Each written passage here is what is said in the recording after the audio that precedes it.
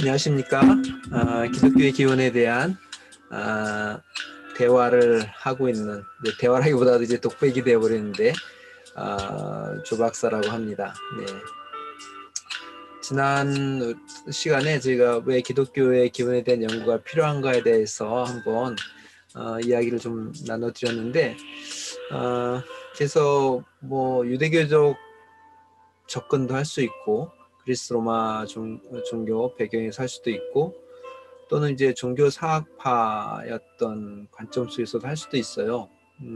철학적 관점 속에서 할 수 있고. 근데 저는 이제 먼저 이제 그리스 로마 종교와 의 배경에서 한번 기독교의 기원, 그래서 특별히 이제 신약 성서와의 관계를 중심으로 살펴보려고 해요. 왜 그러냐면 이제 우리 그리스도교가 신약 성서를 중심으로 신약 성서와 함께 이제 시작됐다고 우리가 할 수가 있거든요. 예수님의 삶에 대해서 기록을 하고 거기에 기초해서 우리가 사실은 이제 구약도 이제 인용을 하지만 신약 저자의 관점에서 구약을 인용을 하고 있잖아요. 그래서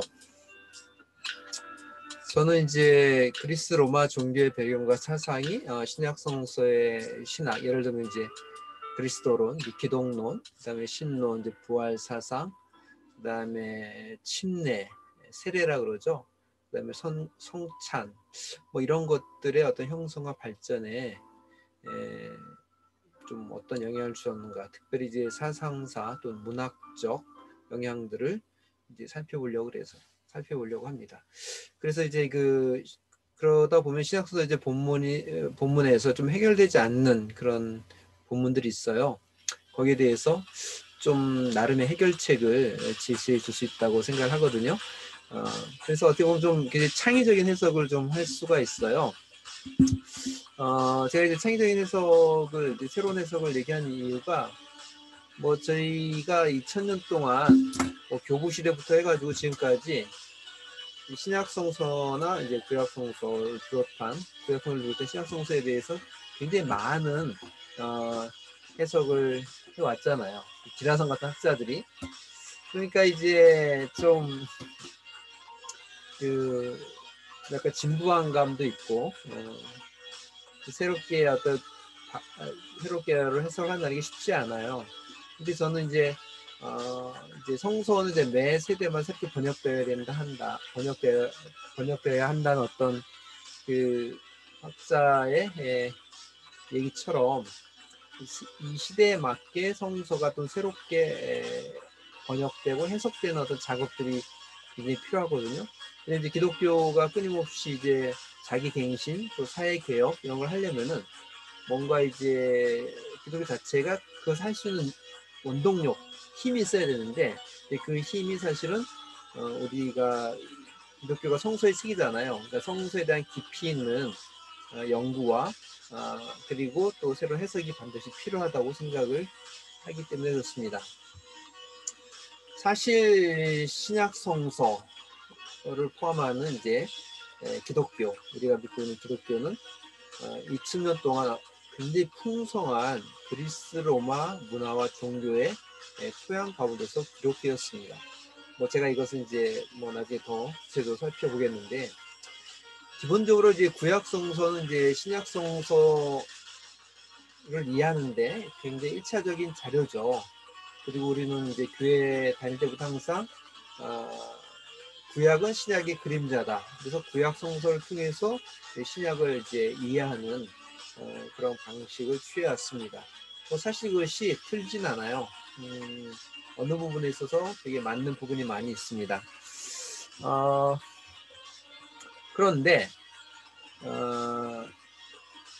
뭐 사실 그리고 이제 구약에 나타난 많은 신학 사상들, 예를 들면 이제 언약 사상, 죄에 대한 개념, 그리고 뭐 신론, 하나님에 관한 거, 창조론, 뭐 이런 것들이 뭐 이제 구약 성서에도 나타나고 그것이 또 신약 성서에 연결이 됩니다.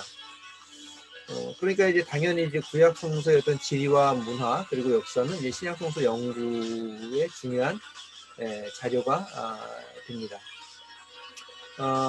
그러기에 아까도 얘기한 것처럼 기본적으로 2000년 동안 이 구약 성서에 대한 연구는 사실은 유대적 배경에서 굉장히 많이 다뤄져 왔고 세계 신학계에서도 마찬가지예요.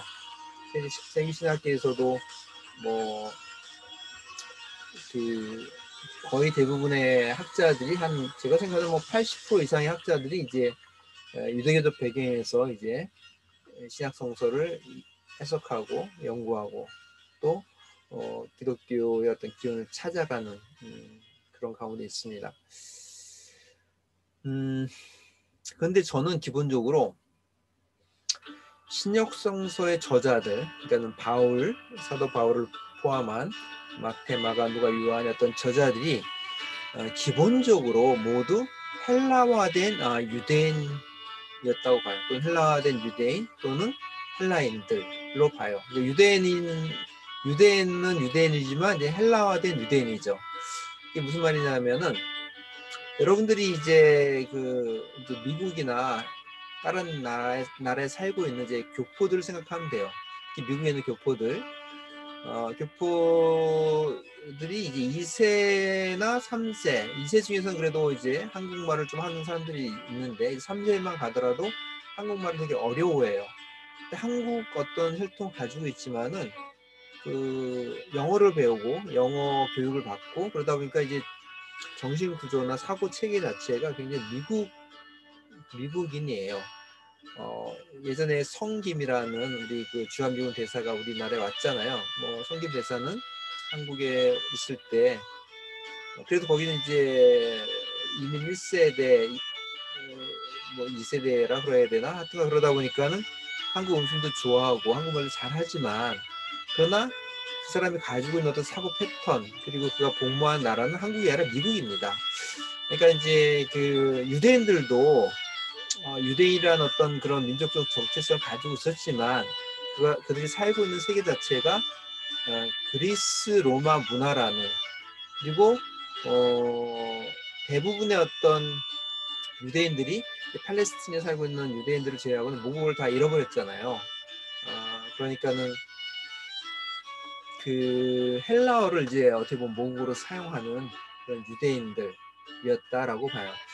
그러한 예들은 우리가 지금까지 발견된 신약성서 사본의 숫자만 봐도 알 수가 있어요. 약 한 5,735개 정도가 현재까지 발견이 되었거든요.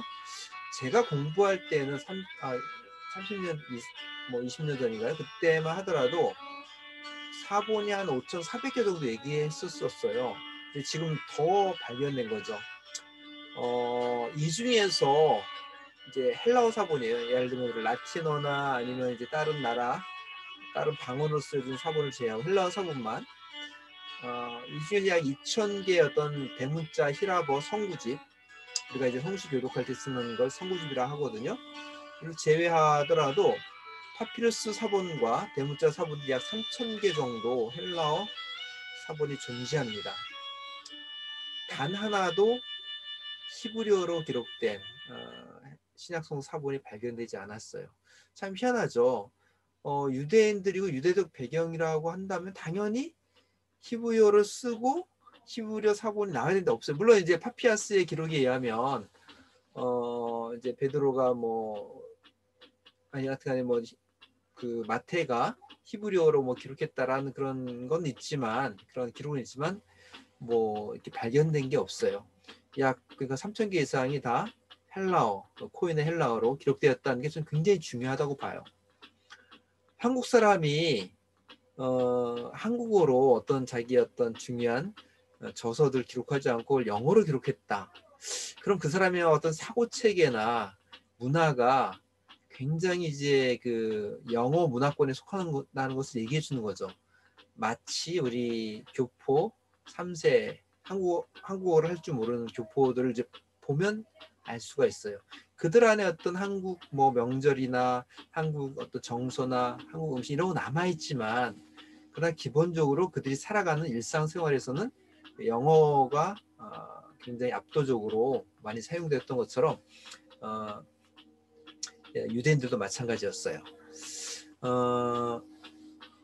그러니까 유대 문화와 종교의 영향이 크다면 적어도 얼마 정도의 사실은 히브리어 사본이 발견되어야 되는데 지금 단 하나의 히브리어 사본도 나오지 않고 오히려 1세기 이제 저자들 바울 서신과 다른 신약 성서의 저자들이 헬라어로 어떻게 자신들의 기록을 남겼다는 것이 바로 헬라어의 영향력, 코인의 헬라어의 영향력을 보여주는 아주 좋은 증거라고 생각합니다. 그러면 1세기 저자들은 헬라어를 어떻게 배웠을까요?